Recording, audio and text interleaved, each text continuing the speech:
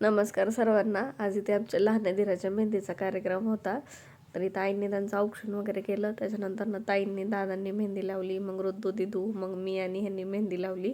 आणि त्याच्यानंतर मग आमच्या गल्लीतले मेंबर्स चालू झाले. शिंदे काकू, बोडके काकू सगळ्यांनी मेहंदी लावली. खूप हसी मजाक चालू होती, खूप चेष्टा मस्करी करत होते सगळे.